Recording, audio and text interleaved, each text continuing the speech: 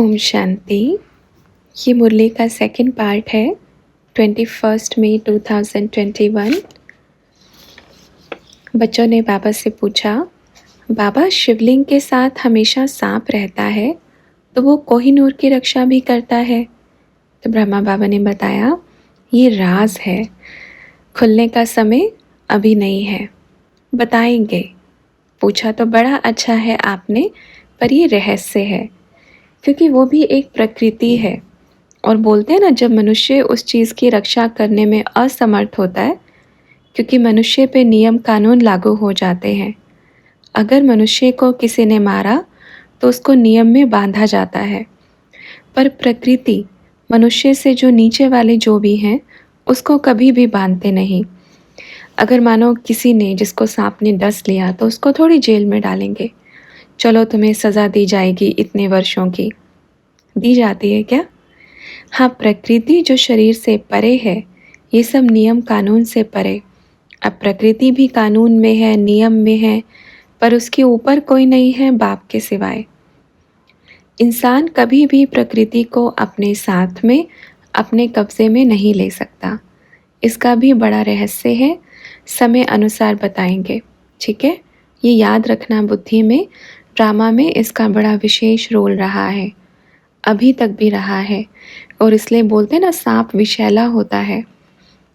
अपन ने एक अर्थ बताया है कि 5 विकारों रूपी सर्प पे विजय प्राप्त करना है, यही बताया है ना।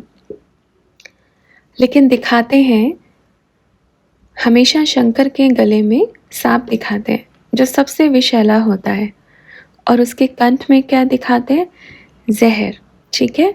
तो खोल देंगे धीरे धीरे ये रहस्य भी, पर ड्रामा अनुसार।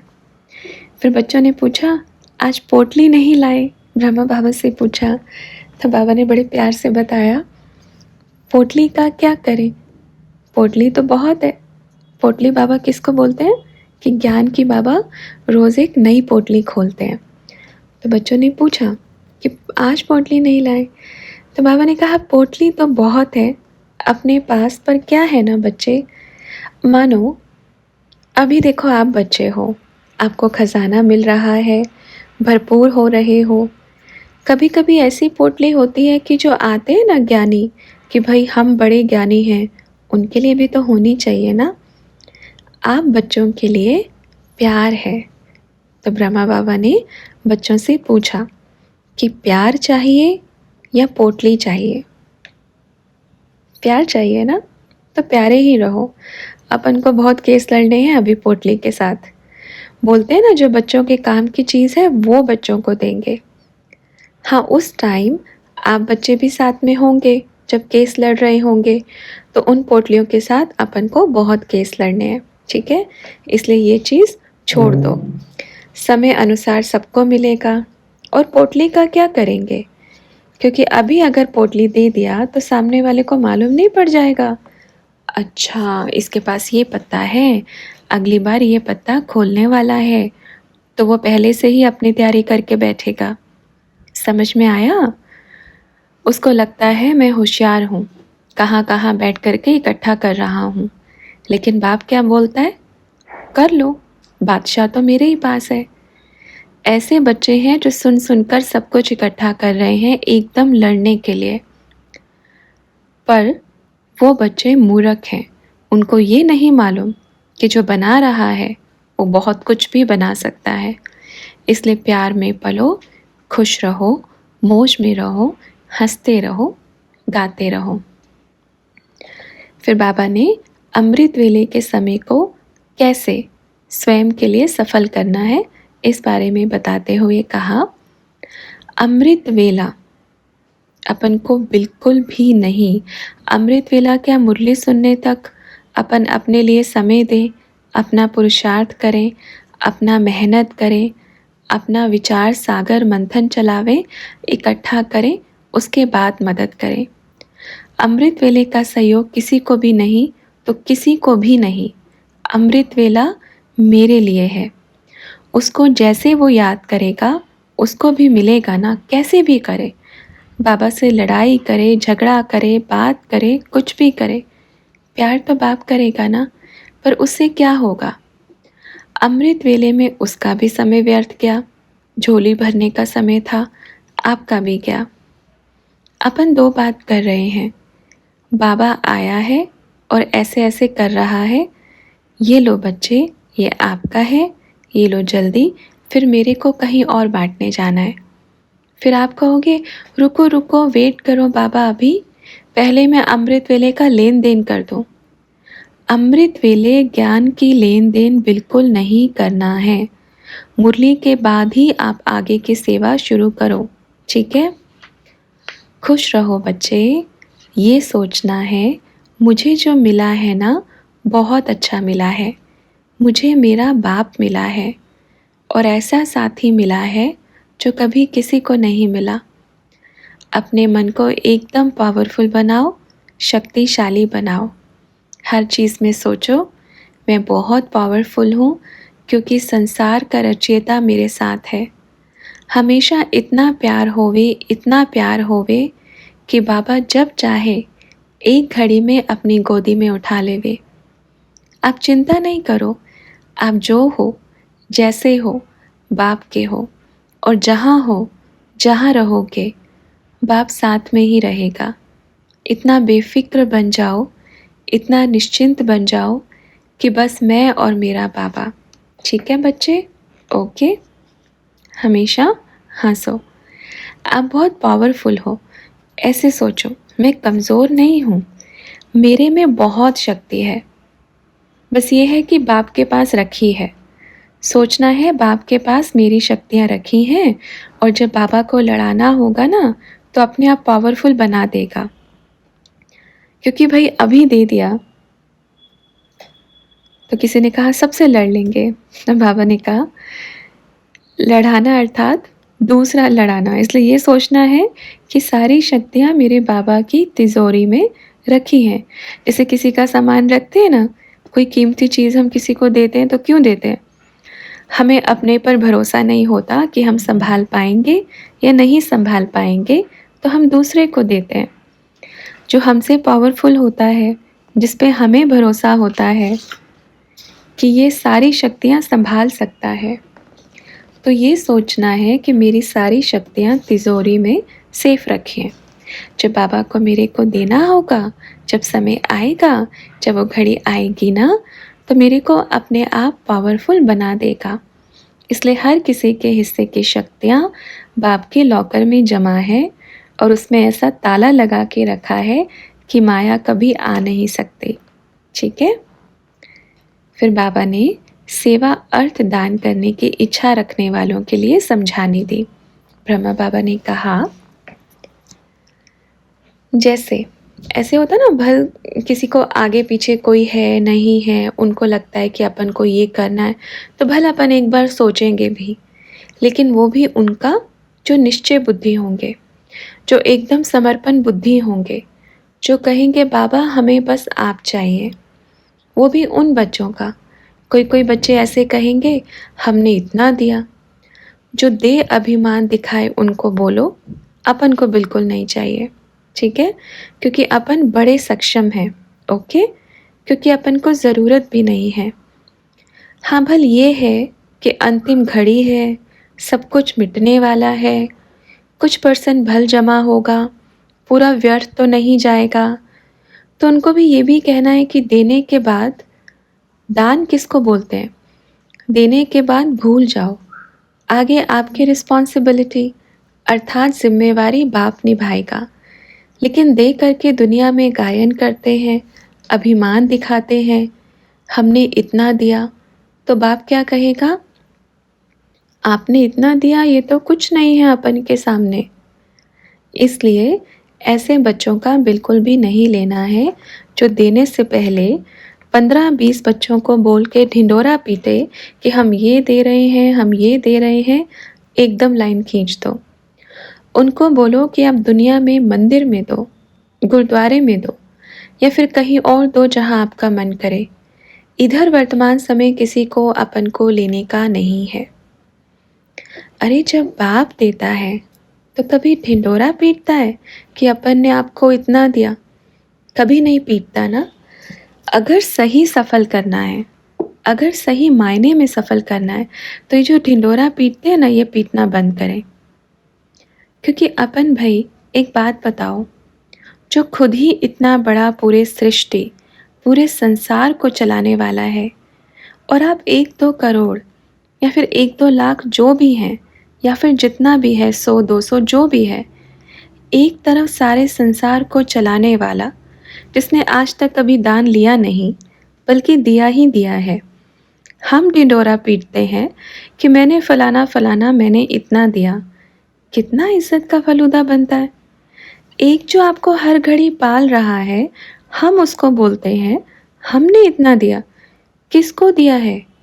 सबसे पहले ये लिख के अपनी बुद्धि में समर्पित होके देवें कि हम दे किसको रहे हैं। अपन को बिल्कुल भी नहीं, क्योंकि अपन जानते हैं ये एक मिट्टी के भाव होने वाला है। ये मिट्टी का भी रेट क्या, अभी आने वाले टाइम में मिट्टी भी काम आ जाएगी, पर ये काम नहीं आएगा। जब अपन को मालूम है कि ढेर लग जाएगा तो क्या मतलब है, और फिर ढिंडोरा पीट के देखें कि हमने ये दिया है। अरे आपके कोड़ी को अपन ने हीरे में बदल के दिया है, और हमें बोलते हैं कि हमने ये दिया है। मत दो, देख लो, नहीं दे करके अपना क्या घाटा है। अपन तो भरपूर है, इतना भरपूर है कि जहाँ आप बच्चे बैठोगे वहाँ सोने की खान होगी। जहाँ आप बच्चे बैठोगे आने वाले समय में भी वहाँ सोने की खान होगी। तो बाप को क्या चाहिए? और इतना होगा कि पूरा एक राज्य खरीद सकते हो, तो फिर क्या मतलब है? इसलिए ये बुद्धि से निकाल करके देवें। चुपचाप देना है, भले नहीं तो आप कहीं और जा कर के दान करें, अपन को बिल्कुल नहीं चाहिए। ओके, ये सबको बोलते रहना। अभिमान की और बाप की बड़ी पुरानी दुश्मनी, क्योंकि बाप कभी अभिमान नहीं करता कि मैंने बच्चे को क्या दिया, और बच्चा अगर एक भी देता है तो बच्चा कितना अभिमान करता है कि मैंने बाप को एक दिया। इसलिए बाप की और अभिमान की जमती नहीं है, कभी नहीं जमती है। तो फिर बच्चों ने पूछा, अभिमान कम आए उसके लिए कौन सा पुरुषार्थ करें? तो बाबा ने कहा, बच्चे बहुत सूक्ष्म रूप से ध्यान देने वाला है कि चाहे बाबा कुछ भी हो जावे, आप मुझे कितना भी ऊपर लेकर जाना, पर मेरे अंदर अभिमान नहीं आवे। अपनी चेकिंग अपना लिखित रूप से। बाप को समय देना तो अभिमान कभी भी नहीं आएगा। अभिमान आते आते कभी कभी हमें लगने लगता है कि मैं सही हूँ, और जो ये होता है कि मैं सही हूँ वही एक अभिमान है। मैं अपने आप को साबित करने में लग जाता हूँ, यही अभिमान है। अपनी गलती को स्वीकार नहीं करना, यही एक अभिमान का एक बीज पैदा होता है। और अगर हम किसी से डिबेट करते हैं अभिमानवश, तो ये अभिमान की दूसरी सीढ़ी है।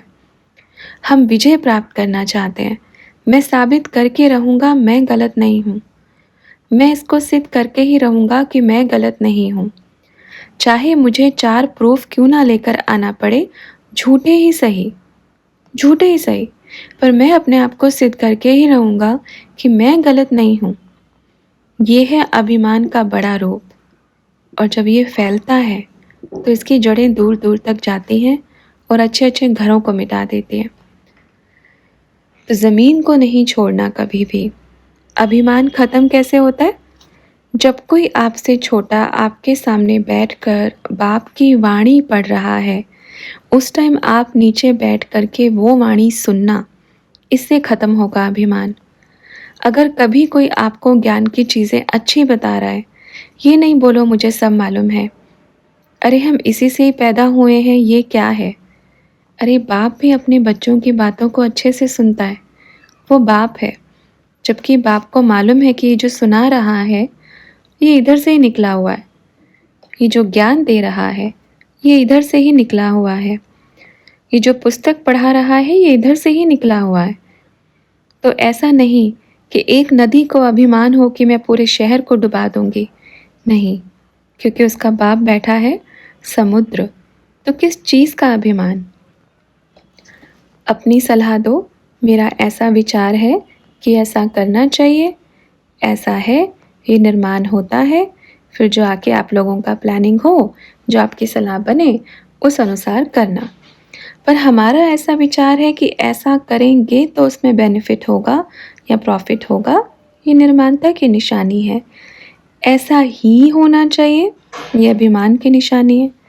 मुझे सब कुछ आता है, ये अभिमानी की निशानी है। मैं संपूर्ण हूँ, ये सबसे बड़े अभिमानी की निशानी है। मुझे सारा ज्ञान है, ये अभिमानी की निशानी है, क्योंकि ये ही सोच रावण की थी और हमें रावण के साथ नहीं, राम के साथ चलना है। आता भी है तो भी सुनो ना, क्या जाता है। आपको भला आता है, पर आपने फिर भी ध्यान से सुना, अच्छे से सुना, ये आपके निर्माणता है। और जब उसको पता पड़ेगा कि ये इतना अच्छा ज्ञानी, मैं इसको ज्ञान दे रहा था, चुपचाप सुन रहा था, इसने ये नहीं कहा कि मुझे सब कुछ आता है। आपकी निर्माणता से उसका अभिमान टूट जाएगा, उसका अभिमान खत्म हो जाएगा। हम क्या कहते हैं, हमारी सुनो बस, पर हमें सुनाओ नहीं, ये अभिमान है। ख़त्म करो इस चीज़ को। आपकी निर्माणता और बाप का प्यार इस चीज़ को ख़त्म कर सकता है। अगर मेरे मन में ऐसी चीज़ें आ रही हैं तो ये सोच लेना कि फिर मेरे में अभिमान अभी है। सुनो, जैसे सुनते हो ध्यान से। हाँ, ऐसा भी नहीं कोई 1 घंटा आपको सुना ही जा रहा है और चुपचाप बैठे सुनते ही रहो, ये भी नहीं। समय की लिमिट होनी चाहिए, उसमें भी रॉयल्टी होनी चाहिए। हाँ, आपकी बातें सब बहुत अच्छी लगी मुझे। अरे आप तो बहुत अच्छे ज्ञानी हो, बहुत अच्छा लगा। पर हमारा ऐसे विचार है कि अगर हम इसमें ये चीज़ और ऐड करेंगे तो अच्छा लगेगा। ये स्वाभिमान है, अभिमान नहीं। अपने आप को सिद्ध करना, अपने आप को प्रूफ करना, उससे पूछ लो, उससे पूछवा दूँगा, उससे पूछवा दूँगी, उससे करवा दूँगी, उससे प्रूफ करवा दूँगी। किसको प्रूफ कर रहे हैं? जिसको प्रूफ कर रहे हैं ना, उसका और भरोसा टूट जाएगा आपसे। अगर आप 10 लोगों को अपने आप को सही साबित करने के लिए 10 लोगों को, 4 लोगों को लेकर आएंगे तो और भरोसा ख़त्म हो जाएगा। अगर वही आपकी निर्माणता हुई कि ऐसा, मेरा ऐसा विचार नहीं था, दिल दुखा हो तो माफ़ी चाहते हैं, आगे के लिए इस चीज़ को हम बदलाव करेंगे, ध्यान रखेंगे, ये बाप को कहो, ठीक है? ये सब चीज़ें बाबा आगे से हम ध्यान रखेंगे। और ये निर्माणता आपकी एक जन्म के लिए नहीं है, कई जन्मों तक चलेगी। अभिमानी हमेशा हवा के झोंके में टूट जाया करता है। एक वो पेड़ जो बड़ा विशाल होता है, जिस पर फल नहीं होते, एक हवा का झोंका आया और टूट के नीचे गिर गया। लेकिन एक पौधा जिस पर फल लगे हुए हैं, झुका हुआ है, हवा के झोंके में उसका फल टूटेगा, दूसरों को खाने पर मिलेगा, पर वो नहीं टूटेगा। समझ में आया? तो याद रखो, अगर आप सही हो तो अच्छी बात है, अगर आप सही नहीं हो तो आप उसको स्वीकार करके बदल दो, ठीक है? चेक करो बच्चे, सूक्ष्म, यही 108 माला के मनकों की निशानियाँ होंगी। अभिमान किसी भी चीज़ का नहीं। कभी कभी मैंपन ऐसा आता है कि अपनी गलतियाँ दिखनी बंद हो जाती हैं, ये नहीं करना। अगर मुझे 4 बच्चे बोल रहे हैं ना कि आप गलत हो, तो स्वीकार कर लो कि मुझे अपने आप को बदलना है। अगर आपका चार्ट 4 बच्चों से अच्छा मिल रहा है, तो आप ये सोचो मुझे और भी अच्छा बनना है। अगर 4 बच्चे बोल रहे हैं कि आप में ये कमी है, मुझे बदलना है, और 4 बच्चे बोल रहे हैं कि बात अच्छे हो आप, तो आप ये सोचो मुझे और भी अच्छा बनना है। ऐसा नहीं, हाँ मैं तो अच्छा हूँ ही ना, मुझे सर्टिफिकेट मिल गया, ये देखो 4 लोगों का सर्टिफिकेट, मैं अच्छा हूँ। ये भी अभिमान है। स्वीकार करो, कुछ नहीं है, मेरे पास सर्टिफिकेट, मैं सीख रहा हूँ, मैं सीख रही हूँ, मुझे अच्छा बनना है। कई कई बच्चे सर्टिफिकेट लेकर के अभिमान में आ जाते हैं, सर्टिफिकेट रख देते हैं और अभ्यास करना छोड़ देते हैं। जब पेपर का टाइम आता है तो सर्टिफिकेट रह जाता है और फेल हो जाते हैं। मुझे और भी अच्छा बनना है, मुझे अपना अभ्यास कभी नहीं तोड़ना है। ये स्व उन्नति की निशानियाँ हैं। स्वयं की उन्नति करनी है तो ऐसे करनी है, ठीक है? समझे? भला परफेक्ट हो, आपको ये कह रहे हैं कि आप परफेक्ट हो, उसका चार्ट है क्योंकि आपकी ये विशेषता है। लेकिन फिर उसके बाद अपनी कमी चेक करो कि सूक्ष्म में मैं कहाँ कहाँ गलत हूँ। तो मुझे इस चीज़ में भी परफेक्ट बनना है, मुझे और परफेक्ट बनना है। समझ में आया? क्योंकि इस परिवार में ऐसे बच्चे ही शामिल हो सकते हैं। 108 की माला, जो हम सभी 108 की माला के मोती हैं, सबको मिला के चलना है, बहुत प्यार से चलना है, जोड़ के चलना है। जैसे ही 108 माला के मोती आ गए तो डंका बज जाएगा, जागो जागो जागो, भगवान आए हैं धरती पर, परम धाम में जाने का समय आ गया है। सब तैयार रहो, अब चलना है, अगले घड़ी में विनाश होने वाला है। जैसे ही 108 माला के मोती बन गए, तैयार हो गए तो, क्योंकि जितने भी तैयार होंगे ना, वो उतने अपनी माला के दानों को और खींचेंगे। जैसे चुंबक होती है, चुंबक ही लोहे को खींचती है ना, क्योंकि चुंबक खुद लोहा है, पर उसमें खींच है, आकर्षण है। तो हम सभी क्या हैं? चुंबक हैं। औरों को अभी बुलाना है, तो हमारे अंदर आकर्षण होना चाहिए, स्वार्थ वाला नहीं, आत्मिक वाला, रूहानी वाला, ताकि खींच के अपने आप आ जावे। और अपने पास तो बड़ी चुंबक बैठी है। अच्छा बच्चों, ओम शांति। एक पल रुकते हैं ना, एक एक पल वो आधा घंटा हो जाता है चलते चलते। फिर मिलेंगे, ठीक है? वाह वाह बच्चे, ओके, खुश हो। अच्छा बच्चों, चलें, फिर मिलेंगे।